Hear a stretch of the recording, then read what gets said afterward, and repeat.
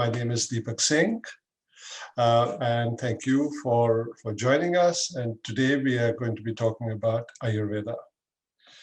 We have with us Dr. Claudia Welch, who is not just a dear friend, but an extremely knowledgeable person to talk about Ayurveda.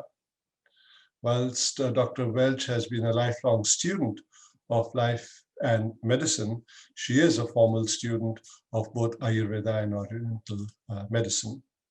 She has practiced Ayurveda, worked in Eastern medicine education, is a licensed Doctor of Oriental Medicine, author of many books, huge list of credentials. Dr. Welch has lectured internationally, served on the teaching faculty of many major schools of traditional medicine for Ayurveda and Oriental medicine here in the USA. Thus, she brings forth a very rounded and profound knowledge of what today we call alternative medicine.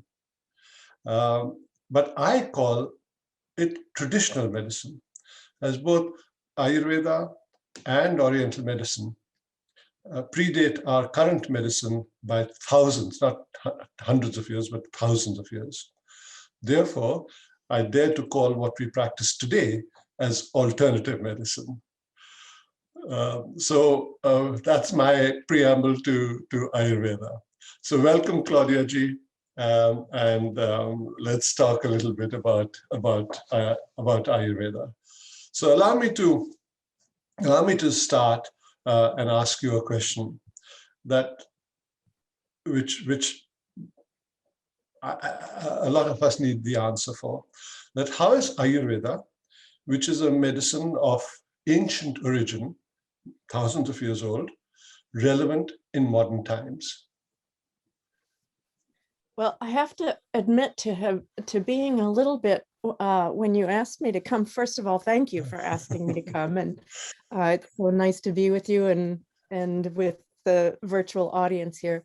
I have to admit to being a little nervous about answering these questions because so in order to assuage my nervousness about this, I just have to preface it by saying that all of these things that are going to come out of my mouth today are my opinion and my experience, and they can just land in that way. And so there's many answers to some of these questions, but to me, when I think about this, the Ayurveda means the science of life, and life is as applicable today as it was thousands of years ago when Ayurveda was developed.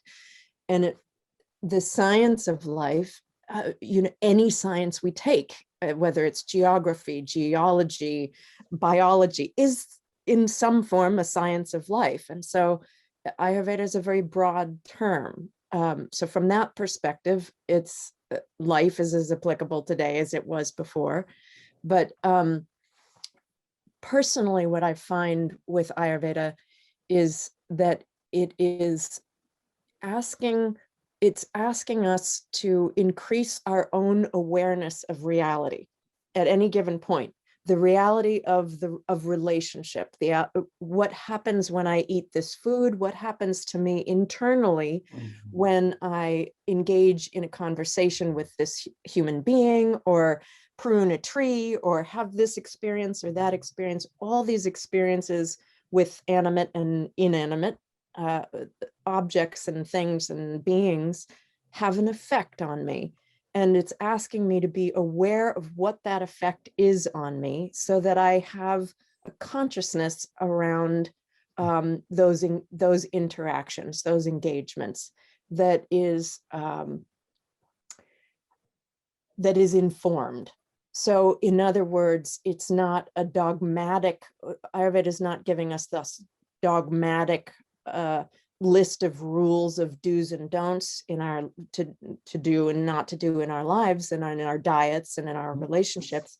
It's trying to educate us about what these relationships do, what these foods do, what not as a moral dogma, but as an awareness of the actual reality of that, the effect of that interaction on our organism.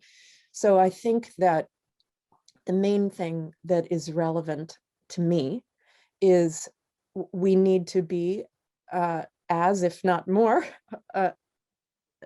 disciplined in our awareness internally as we were thousands of years ago. Now I would imagine it's possibly more difficult to do that because we're living in such an environment that takes us outside all the time.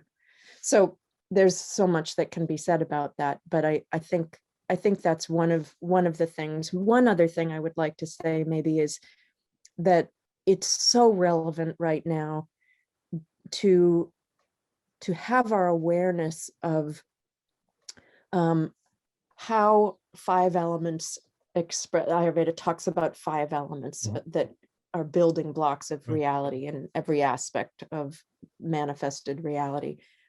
And we have so much time on our computers and in our heads these days. And what Ayurveda is asking us to do is come out of our heads into the natural world and understand that relationship between us and the natural world of which we are part. So you give us a foundation of Ayurveda. Tell me, let's now position it. Geographically, where did it originate? Where did it spread to? Where, and today, where is it practiced most? And why is it practiced wherever it is practiced most? What's really the status today, and where did it start from? Okay, so I'm not a scholar on this, and so I don't know how and when it exactly spread from where, but it originated in the Himalayas. It spread around India a long time ago, right? Thousands of years ago, and was an oral tradition, and then became a written tradition. And now, let's jump thousands of years. Now it has spread all over the world. People are practicing it I've personally been to Japan and all over Europe and South America, and I know it's practiced in South Africa and on the African continent. And so I know it's spread everywhere to one degree or another. Where it's spread most, I don't know. Certainly in the US and in it's practiced, and when I say it, part of it has spread. So not all of it has spread. Ayurveda is quite vast. There's 8 branches of Ayurveda, and pretty much one branch has spread, Kaya Chikitsa, about internal medicine. But there's 7 other branches that most of us outside of India have tenuous understanding at best. That's right. About. That's So part of it, and within even Kaya Chikitsa, within even just that one branch, internal medicine, only part of that has spread around the world, right? And there's a weakness to that, and there's a strength to that. The weakness is that we're missing a wide context and a deepened context within this medicine. However, that very weakness has become a strength in the West because we don't have access to a lot of the herbal concoctions and theories and practices within India. It has driven us and also because this sort of boring reality, which is that in many countries, Ayurveda is not, it's illegal to practice or illegal to practice, right? And so what we get to do is focus on lifestyle and diet, which we could look at as a weakness, but it's become a strength because the root cause of illness goes back to our relationship, again, our relationship with the environment, our relationship with our diet, with what we're eating and who we're speaking with, and what we're doing with our time. And so these kind of things are the terrain in which disease or health manifest. And so if we are well acquainted with that terrain and how to shift the context, then what grows within that context will be affected, whether that's disease or wellness. So, so I would say that, and I think I may have forgotten some of the list of questions in that, but there's a Right. start.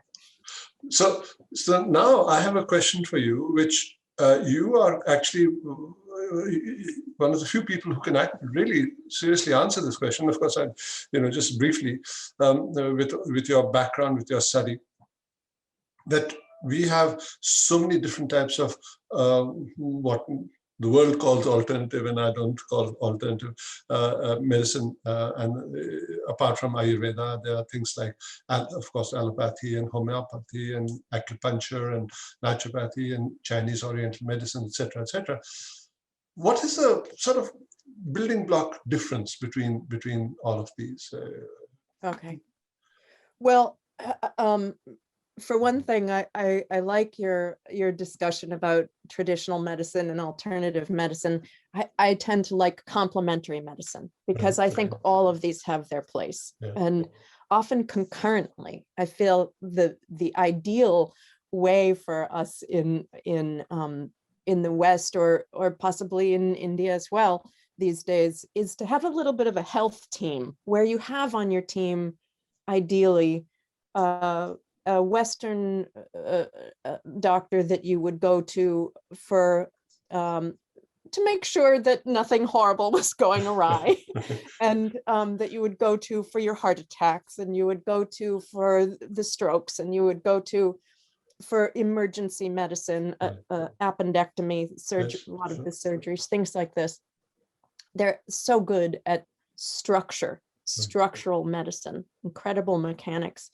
And they have a reductionist point of view where, this is a big thing. And what reductionist means is a whole other conversation, but they are great mechanics, and they also look at things from a reductionist point of view. I'll leave it at that for a moment. From my experience, I don't think that you can paint a broad brush and say, how is Ayurveda different from all of these? I think it's different from each one in specific ways. One thing in terms of that list that you just gave that I will say is a similarity between all of them except homeopathy is that allopathy, which is Western medicine, and Chinese medicine, Ayurvedic medicine, naturopathy, these all treat on the premise of opposites. So they all understand from their own points of view that like increases like. Heat will increase heat, cold will increase cold. So when we have a disease, if we're hot inside, the medicine treats us with some substance that's cold in nature, whether it's an antibiotic or an herb or something. We treat with opposites in all those systems. But with homeopathy, it's a little different. They treat with like and like, right? So if you're hot inside, they would actually give you a small amount of heat in order to cause a reaction to a subtle reaction that ends up being a gross reaction, ideally, where that heat changes. So that's different. And I don't know very much about homeopathy and how that works, although I respect it. But all these others are allopathic systems. A little bit about, the difference between Chinese medicine and Ayurvedic medicine is both of them look at the body in a very holistic way, where we don't just look at the tissues and the organs and the systems, but we will also look at the emotions and the experiences and how those are, and Western medicine does this in its own way, in time and place as well, is looking at how our internal biology and physiology and chemistry changes according to our diets and our relationships and so on. They both have different tools. I think that both of them look at diet and lifestyle. Chinese medicine and Ayurveda both look at that. But I think in my experience that a lot has been lost in China over the because of different invasions and so forth.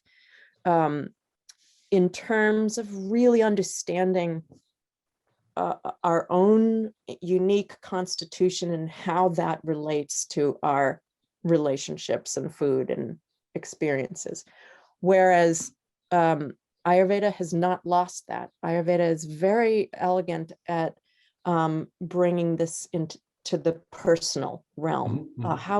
How do my personal actions in diet affect my health, and what can I do to change that?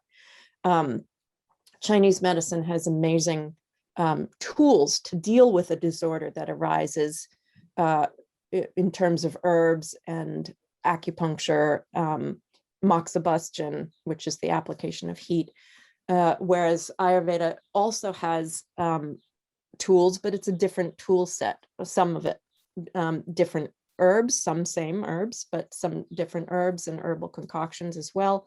But Ayurveda uses panchakarma, whereas Chinese medicine doesn't have exactly a panchakarma, which is an in-depth detoxification and rejuvenation protocol.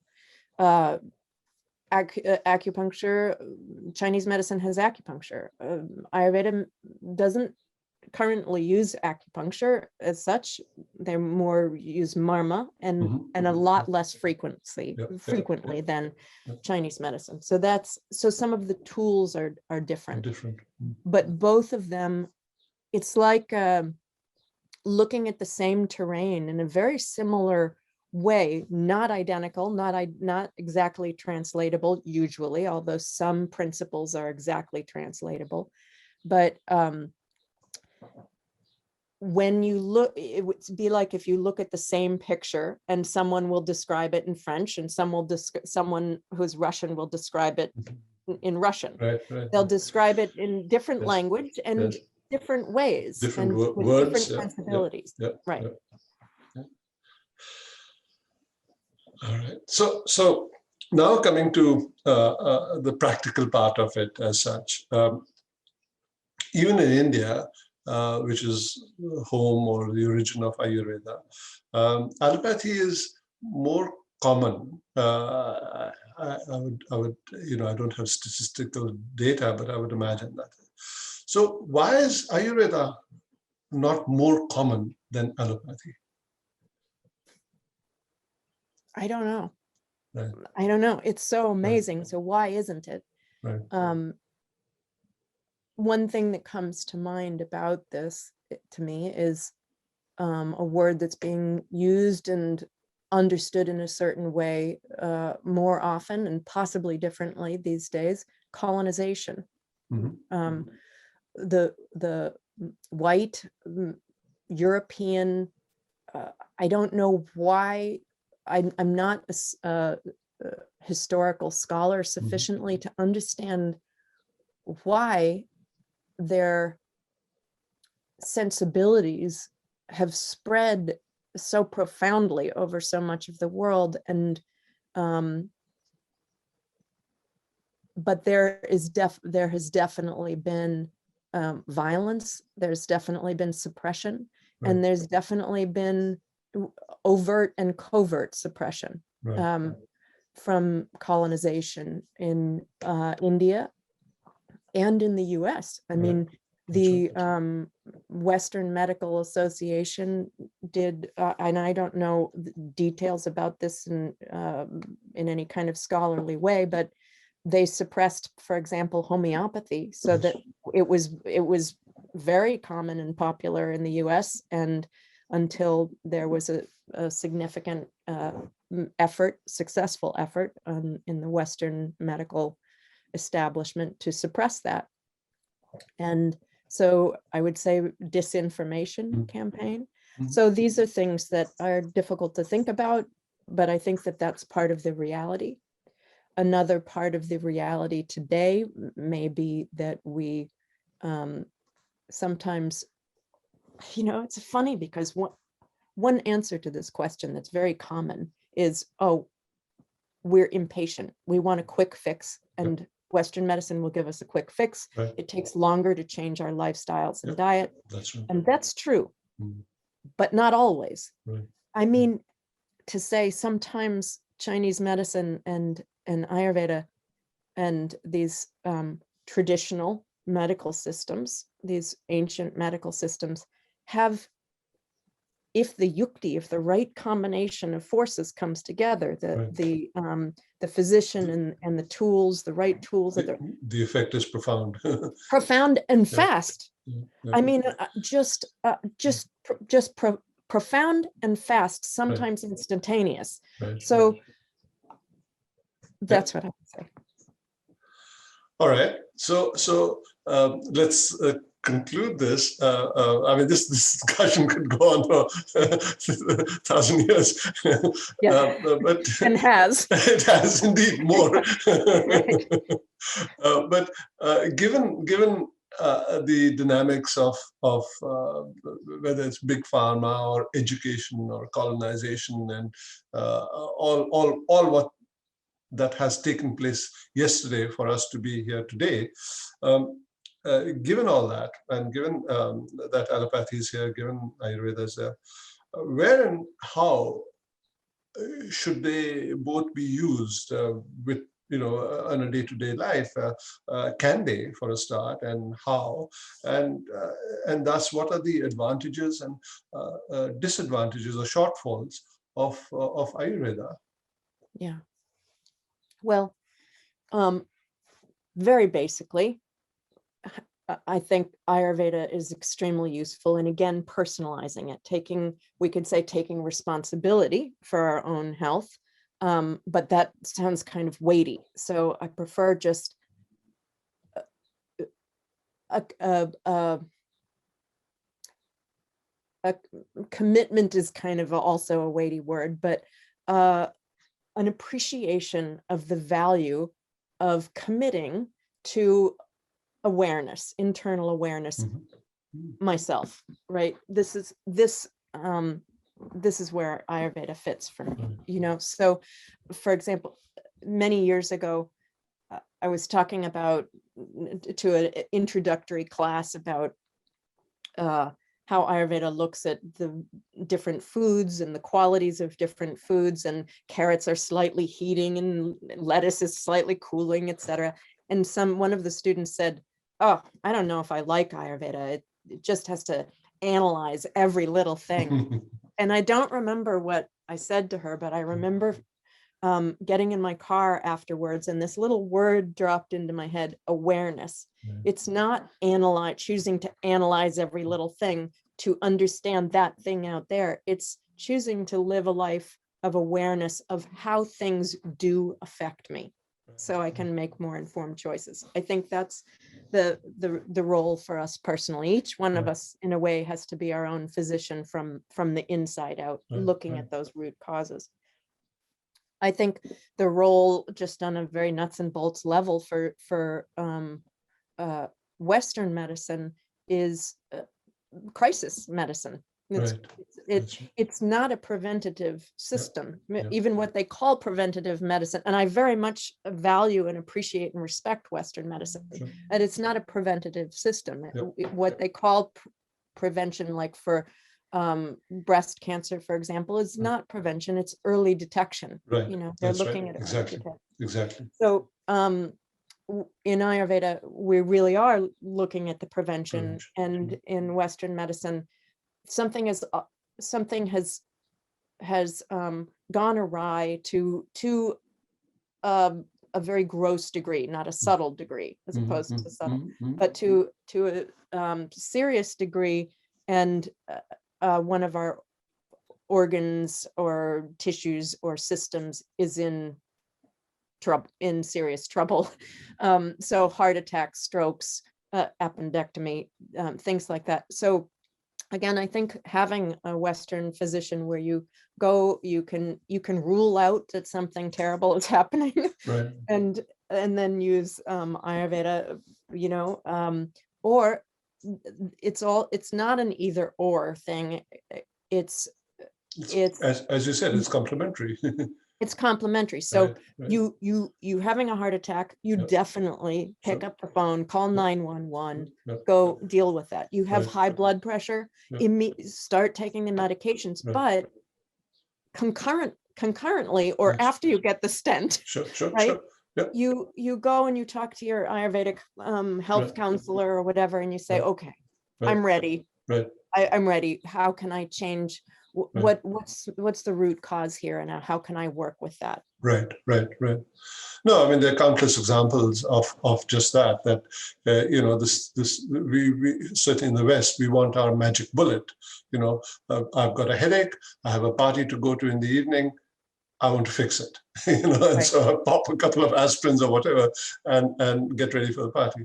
And that's what we have perhaps want. I mean, I don't know, or we certainly expect many times. And if I have this party to go to and I do have a headache, for somebody like yourself, a physician, Ayurveda doctor, to come to me, well, hold on, start meditating and reduce your stress. Excuse me, I've got my party to attend. But anyway, that's what we are unfortunately expecting and wanting, perhaps. I think very deeply, though, that is what we expect and we want on a sort of superficial level. But I think deeply, we all want to be living the lives we really were meant to be living, Right. and that we know we want to be living. Right. That's a deeper level of desire, not Yep. this superficial, oh, let me pop this thing so that I can Right. go to the party. Right. It's why am I here? Right. Who am I? And what am I doing? And is this really what I want to be doing? Right. And I Right. think we are desperate for that. Right. You know, we can't find the ready answers, and so then maybe we go to the party and eat the donuts and Right. all these things. Right. And there's nothing wrong with party and donuts, you know, in the right place. But if we're using it to escape from something we really want deeply, then we start having problems. Right. Right. Well, this is enlightening. This is really nice. I mean, I thank you very much for your time and for your wisdom. And I look forward to meeting you soon somewhere. So I will love that. I so look forward to that. Thank you for yours. Thank you. Thank you.